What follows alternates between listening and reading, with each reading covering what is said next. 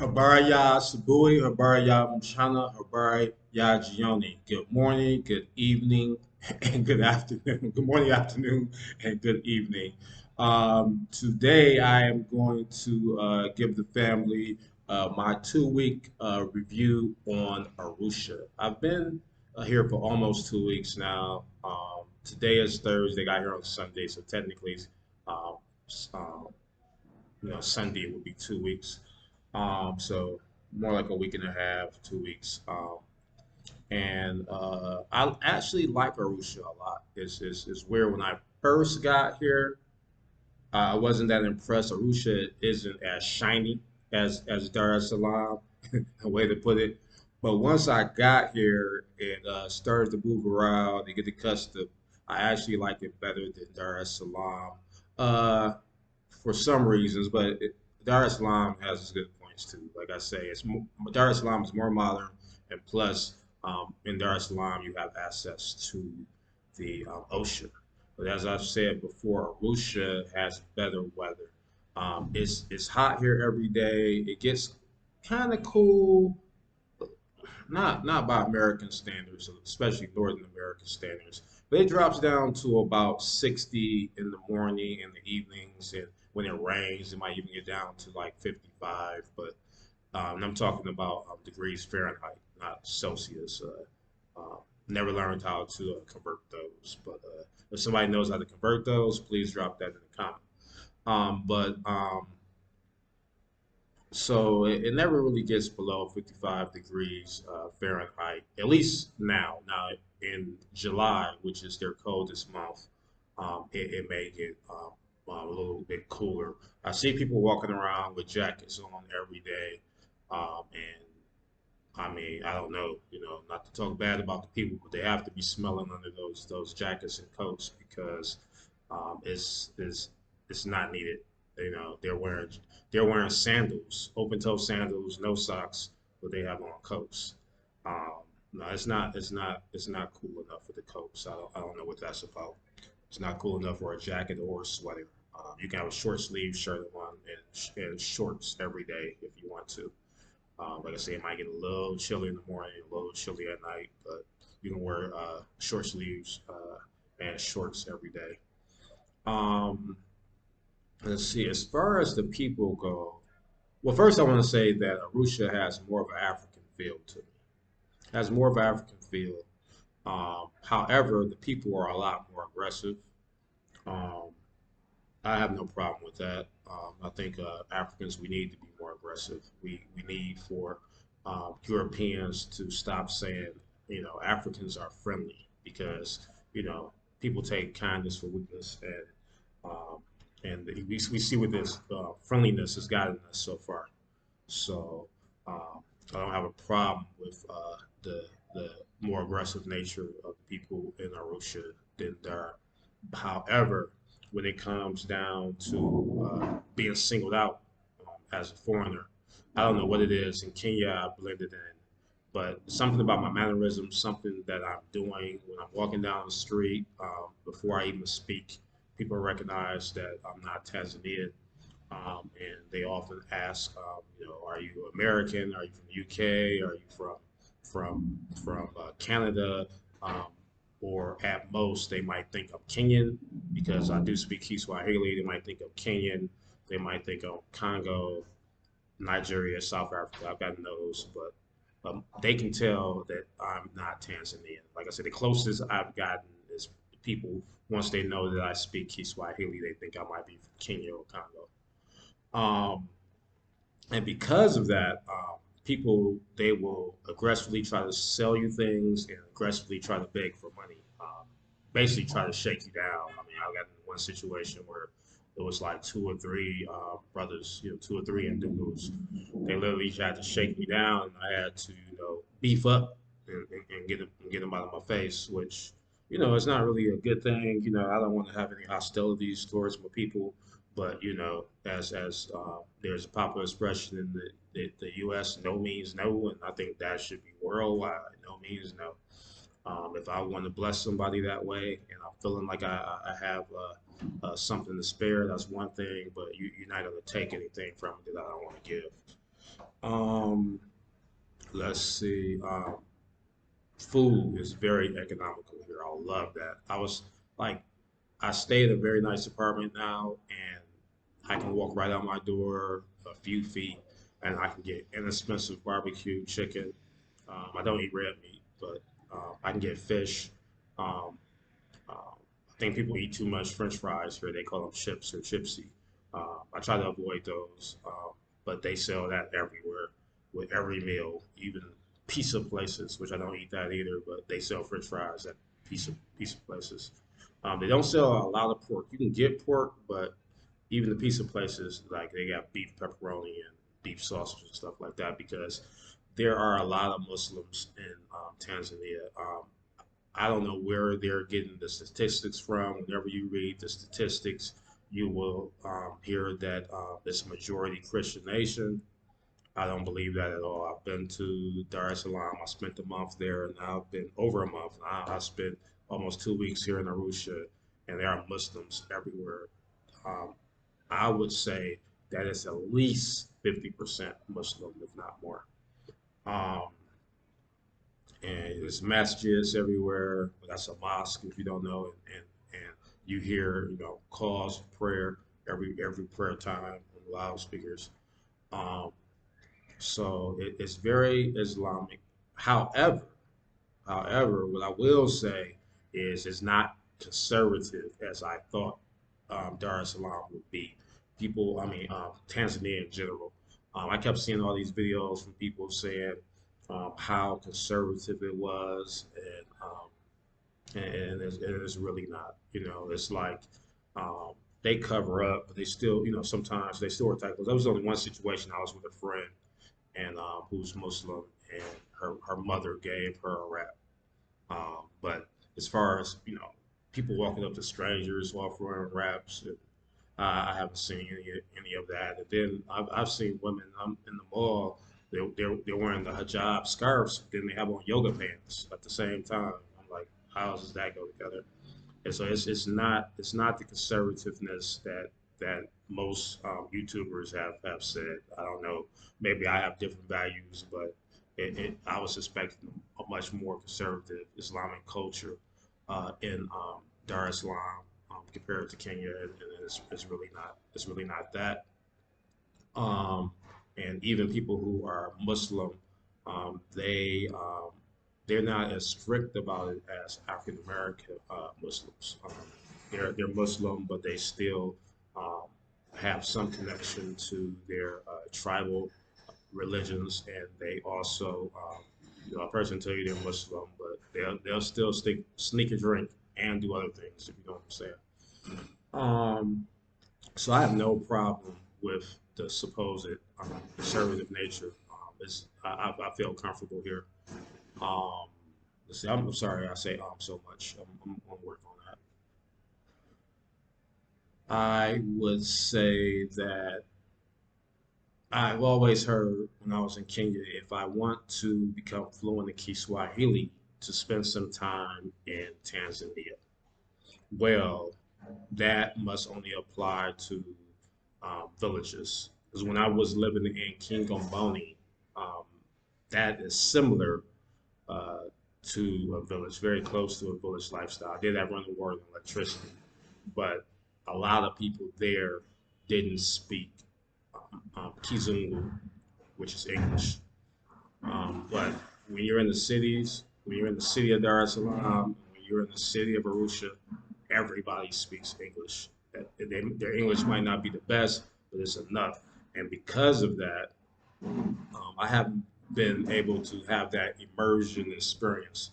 A lot of times when I go out and I uh, try to engage people as far as in the dukas, the shops, trying to buy food, chakula, or maji water, or anything.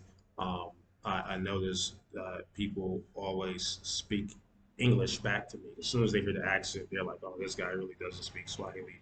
So they speak they speak Kizungu or King Ingereza back to me, and I still speak Kiswahili. I don't break code, just because you recognize I have an accent.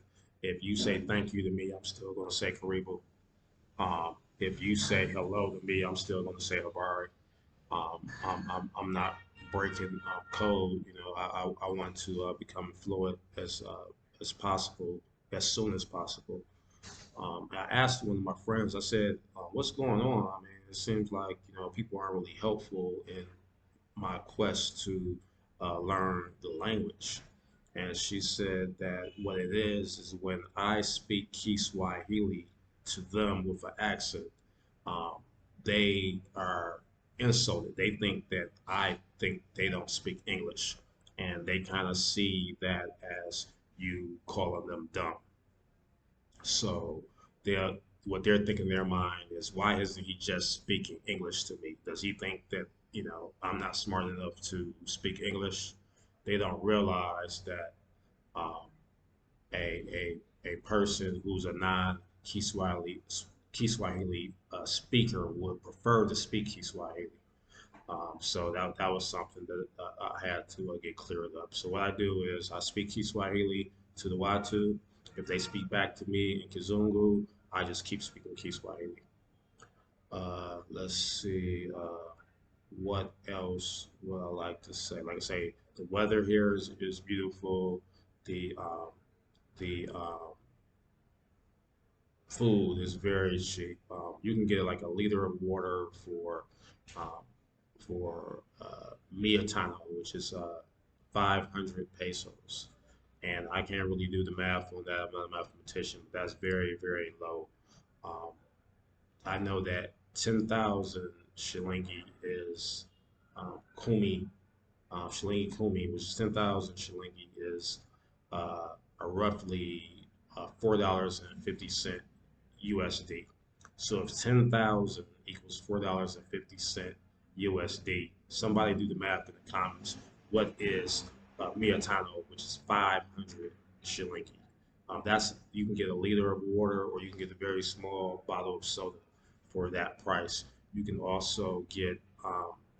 I got a full meal one time. I got a chicken breast, some chicken soup, some greens, uh, a drink, and chapati, which is like a flat Indian bread, if you don't know. Very delicious. I got all of that for efutatu, which is 3,000 shilingi. And like I say, you do the math on that. That's probably about $2 or something. So I love the inexpensive food. Their barbecue is great. You can get barbecue food on every corner in the neighborhood that I live in. You get barbecue chicken, barbecue fish. Um, they fruits, fresh fruits and vegetables everywhere. Very economical, organic fruits and vegetables. It's hard to find organic fruits and vegetables in the U.S. without spending a lot. I had a friend call Whole Foods whole paycheck, and that's true. But here, it's just natural. It's like if, I want a mango, like an organic mango in the U.S., that might cost me like $2. Where here, $2 will get you a whole bag full of mangoes. Um, let's see what else. I did the video about my apartment. I have a very nice apartment. Only problem is there is no um, parking here. I do plan to get a motorcycle, so I need to live somewhere with parking. And the internet is still not strong enough for my purposes. I'm going to have to go to my my phone provider. They've come out with a new portable um, um, router for business. I mean, it looks just like the house routers with the antennas and everything. Is about this big versus the typical um, the typical router, mobile router that's small like this. This right here, this is no good. It's worse than a phone. Your phone hotspot has more strength than this. Now they have a white one for business, which my salesperson didn't tell me about. That's a little bit stronger than this one. That's 5G. I don't know what this is. I guess this is 4G. But they also have a business one that costs about $75. I'm gonna get that probably in a couple weeks. So But everywhere that I've rented, they pretty much go with the cheapest Wi-Fi just to save money and try to make a bigger profit. So I mean, it's good enough to watch Netflix on and stream movies, but if you work in IT like me and you're working through a virtual desktop, which eats up a lot of bandwidth, then that's not really going to be sufficient. Power outages. There are a lot of power outages. There's power outages when I was in Nairobi. There's power outages in Mombasa. Power outages in Dar es Salaam, and power outages here in Arusha. So um, I can't speak for the entire continent, but as far as East Africa goes, power outages is just a part of life. So all you can do is prepare for it. um, what I will probably eventually do is buy my own generator. Make sure I always have an apartment with a balcony and where I can start up a generator. But in lieu of a generator, you can buy power banks. This is very hard to find. I had to go to like 20 stores to find these, and I got two because they don't last but about 2 or 3 hours. But this is sort of like the ones for the phones, but they're strong enough to power your laptop. So if my laptop goes out or my phone goes out, that's very bad for business because I'm an IT analyst, project manager, and I can't have my phone going out in the middle of meetings. Um, and you also have to have a flashlight because sometimes I might have to have Zoom or MS Team meetings, and sometimes we can just put our picture up. But if everybody starts to go live, then you're expected to go live too, and I can't have it dark, and make a video in dark and people be like, "What's going on there?" Even with the light on, they can see it's dark, but at least they can see me. But if I don't have a light, then it's just dark. So that's one downfall. Like I've said before, I work an American job and I work American hours and I work remotely. So I pretty much work from 3 p.m. to midnight. Except for one day, I made arrangements where I can get off at 7 p.m. and kind of enjoy my Friday evening. Um, but what else can I say? So a little bit about the visa for U.S. citizens in Tanzania. And I know this video is just supposed to be about Arusha, but the U.S. visa for Tanzania is a multi-entry visa, meaning you can come and go for 12 months. However, you're in violation of the law if you stay more than 3 months in a row. So you have to leave the country to reset your visa. I'm going to do a little bit of research because I know I've heard from a friend in Kenya, they don't allow you to reset the visa when you travel to other EAC um, countries. And if you don't know, the EAC stands for East African Community, which is Uganda, South Sudan, Kenya, uh, Rwanda, Burundi, um, um, Tanzania, and Congo, DRC.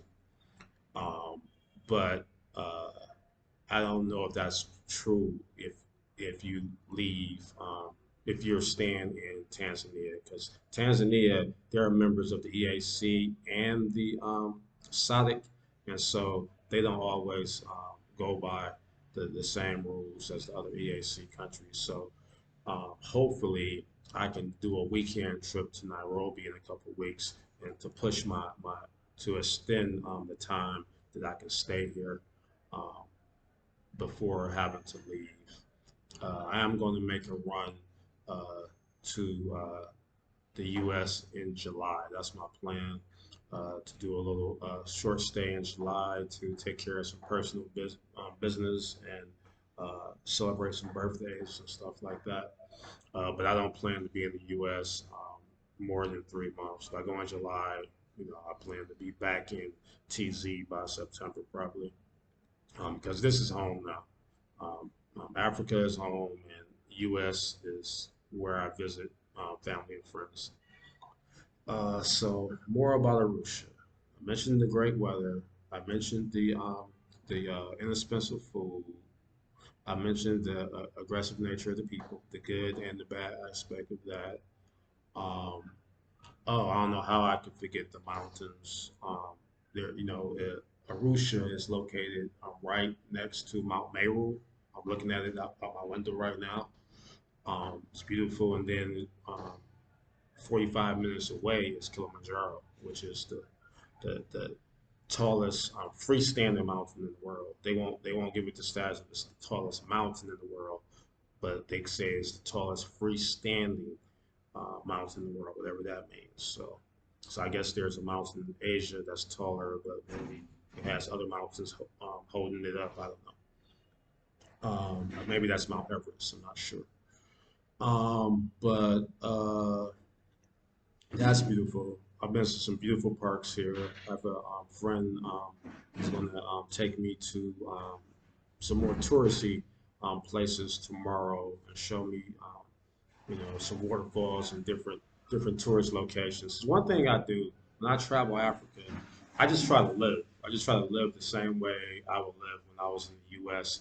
I don't do a lot of tourist stuff. I mean, out of all the time that I've been coming to Africa since 2018, I haven't gone on a safari yet.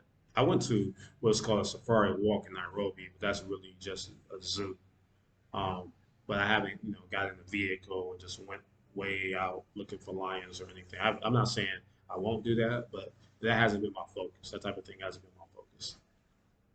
I just want to learn as much as possible about every city that I go to so that I will be knowledgeable, know about the people, and know about landmarks and how to get around, how to handle my business, and how to function as a citizen of that city. So that's usually what I do when I come here. I try to get to know the people, try to get to know my surroundings, and I save the touristy stuff for later.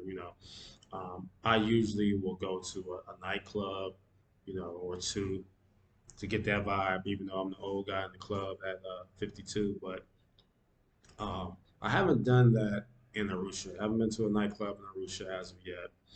And also, I guess where I went to two places in Dar es Salaam, this spot called Samaki Samaki. I wouldn't necessarily call it a nightclub because it doesn't have a dance floor, even though some people dance by their seats. It's more of like it's not a sports bar, but it has an African vibe about it. I really like the theme. I don't know who owns it. It might not be African owned, but it's made like a giant hut. The architecture is traditional African architecture. Is beautiful, and then they have pictures of people who most would consider to be African leaders throughout, heroic leaders throughout time, people who really paid the ultimate price for us, people like Thomas Sankara and John Michael Foley and Julius Nyerere and Jomo Kenyatta, and the list goes on. They have pictures like Che Rivera, just freedom fighters in there. So that's the theme. But um, yeah, it's okay to go there to get your juice or your. I should be promoting juice and water as a Muslim, but you can get your drinks there, your Kilimanjaro beer, your liquor. But so far, I haven't been impressed with the food. They have DJ music and live music, but the music is so loud you can barely talk to the people you're around. So I don't like that. The music needs to be a little bit lower. But like I said, I don't know if I would count that as nightclub. So I would say I haven't been to a nightclub in Tanzania so far. And I'm not supposed to be talking about Dar es Salaam in this video because this video is about Arusha. So yeah, but learning my way around. I like it here. It feels more African to me.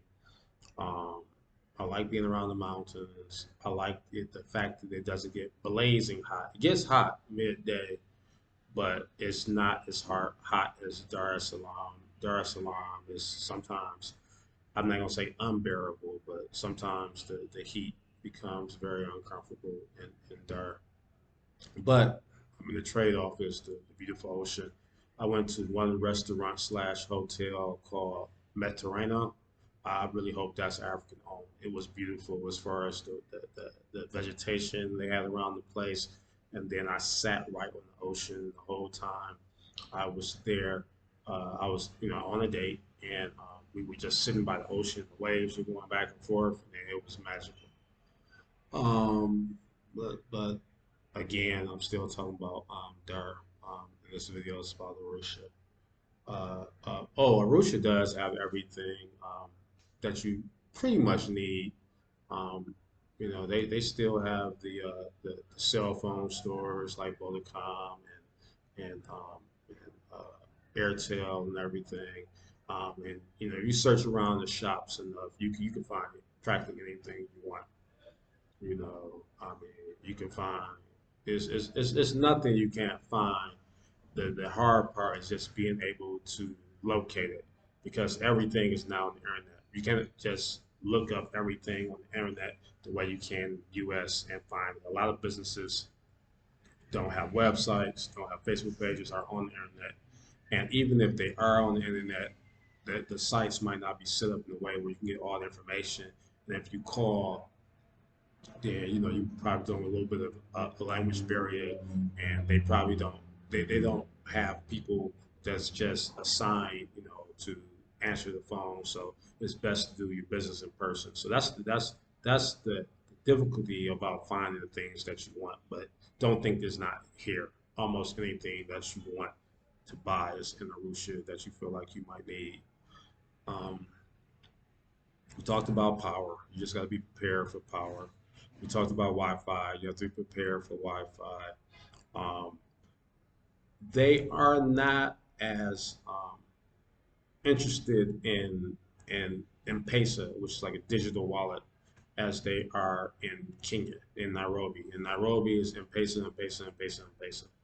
If you say M-Pesa here, people usually will say, first response would be, huh?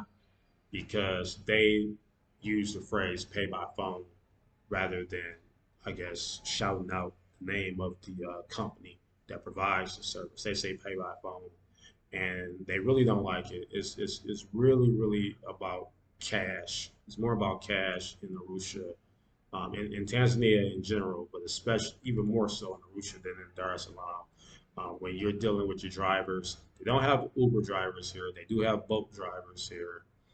It's a new service called InDrive. I haven't used it yet. I've heard the Taxify is here, but they don't have Uber here. I guess Uber doesn't value the market here, I guess. But the problem is, even if the experience that I had with both, I ordered a Boda which is a motorcycle cab, or what Tanzanians would call a piki piki. That's what they refer to motorbikes or motorcycles here. Most people don't say motorcycle; they say motorbike or picky picky. And then if it's a taxi, they call it a Boda. Well, I ordered one of those through Bolt. I used my credit card. The driver accepted, and then when he got to me, he said he can only do the ride on cash. I didn't like that tactic, and so I declined the ride. I had to pay the cancellation fee, and then I just gave the money, the cash that he was requesting. I gave that to another driver because I'm not going to have you accept a credit card transaction on me and then tell me you need cash, and so now I got to pay your company one fee and I got to pay you another fee. I can just not use a app and go directly to the driver myself if that's the case. And so that's what I did. So but the good thing about Arusha is it's smaller than Dar, and you can walk to many of the places that you might want to go. And I like to walk. I like to get exercise. I like to get the sunshine, get my vitamin D. So if you don't mind walking, I wouldn't say that there is a transportation issue, but it's a little bit of a transportation issue if you are not if you're not a walker. They do have small local buses, uh, but they are, if you're not from here, you'll have a hard time knowing where to get on the bus and how to get off and how much to pay. And they're small, they're cramped. If you're kind of tall, I'm almost 6 feet. And the way my knees was jammed up, I knew if there was an accident, my knees was going to get crushed. So I didn't think that was too safe. But um, but they don't really have the matatus like they have in Nairobi, which are typically bigger and more comfortable. Let's see. Um, I know a lot of the guys might want to know about the women. There's beautiful women in Arusha, just like Dar es Salaam, just like Mombasa, just like Nairobi, just like all of Africa, really. So that's not a problem. And for the sisters that's watching this, I mean, those same women got brothers, so it's probably the same level of attraction if two people are siblings. Let's see. So talked about the people, talked about the weather, talked about transportation, talked about power and Wi-Fi, talked about the mountains, the nature. Oh, one thing I've noticed in here in Arusha and in Dar, you don't really see monkeys. In Kenya, you see monkeys all the time. Monkeys are everywhere, like squirrels, kind of. You see monkeys, they might be walking across a power line. Sometimes they may even be close to your house. Um, but there are no monkeys here. Um, I don't know if that's a good thing or a bad thing. I like watching monkeys as long as they're far, but if they're bigger monkeys and they get close, I know they are strong. And I've heard at some places that they will actually take your food or attack you if you don't give them food. So it might be a good thing that monkeys aren't here. But I did enjoy seeing those when I was in Kenya. And like I said, neither city, Dar or Arusha, has any monkeys that I've seen. Um, let's see. I haven't seen. I think I saw goats in Dar. I haven't seen any goats since I got here. But in Nairobi, you see goats, you see donkeys, you gonna see more animals walking around. Let's see. That's all I can think of for now. Uh, I was thinking of some synthesis today um, as far as dealing with the aggressive panhandlers and salesmen. Uh, and I'm really got to do this now because I really got cheated big time yesterday. I knew I was overpaying, but I kind of wanted to get rid of the guy, and I really liked what he had to for sale, and I wanted it. And I said, okay, well, I'll do something charitable today. And so I bought these bracelets. They're the colors of the Tanzanian flag, and which is blue. Um, I forget what the blue is for. Gold is for the resources, black is for the people, and green is for the land, of course. Uh, but maybe the blue is for the ocean, the East African Ocean. I'm not sure. But I really like. I got two different designs. But here's the thing. I negotiated. The guy tried to get me for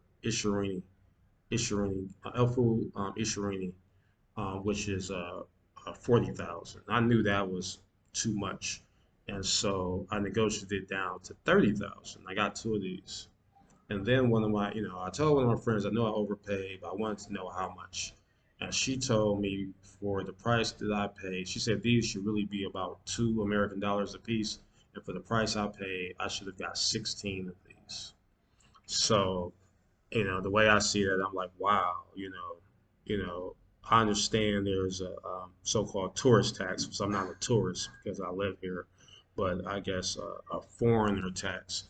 But I mean, man, you got to have some type of heart. Doing people like that to me, that's beyond, um, hard business or hard negotiation. That's stealing, in my opinion. If you sell somebody two bracelets for the price of 16 bracelets, that's not cool. So I'm just not going to even deal with people who walk up to me, try to start a conversation. 'Cause usually when they start the conversation, they're not just being friendly. Eventually, they're going to get to you buying something, or they're going to be begging for money. And so, not it's not that I'm not empathetic to the economic situation here. But I have my own personal economic situation too. I'm paying for, uh, you know, American phone and U.S. phone. I'm paying for transportation here. I have a car in the U.S. I'm paying for housing here. I have a house in the U.S. So I'm paying double for everything. So I'm counting every shilling. So I just can't afford to be getting beat like that. You know. So what I am going to start to say, once I get past the initial greetings of, Habari Yako and Poa and Missouri Sana, Asante, and all of that type of stuff, when people try to take it beyond that, I'm going to start saying, excuse me, brother, but, I don't want to talk, and so, and I know that might seem rude, but, no, I'm not going to be getting shook down everywhere I go. I'm not going to be getting extremely overcharged because I don't know the prices. And if you buy something from somebody who just walks up to you on the street, then that's what's going to happen. Like I say, I got two bracelets for the price of 16. That's not going to happen again. So it's tough love here. To say excuse me is samahani. Samahani means excuse me. And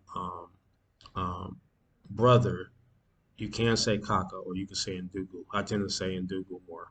Um, and Dada is for sister, but Ndugu can be a brother or a sister.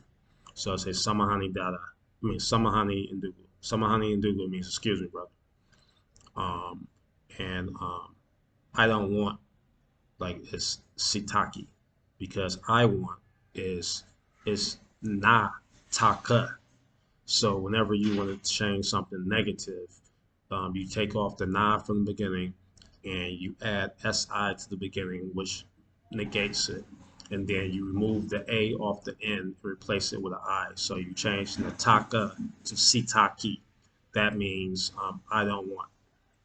And to talk, there's different ways to say to talk. But from what I hear, the most frequent way to say it is kuongea. So if you want to say, excuse me, brother, oh, I forgot about but. But, B-U-T, is lakini. Lakini, lakini. So I would say, samahani, indugu, excuse me, brother, lakini, but, um, sitaki, kuongea. I don't want to talk. Samahani, indugu, lakini, sitaki, kuongea. So like I say, I love the people here. They're struggling. They're trying to get what they're trying to get. But at the same time, it's like I'm trying to survive too. I'm not a rich man, and I'm living my dream of repatriation to Africa, and I'm not going to be one of those African Americans who uh, returns back to the U.S. because he ran out of money. That's not going to happen to me. All right. So with that being said, Santi, sign up for watching and Kwaheri Kwasasa.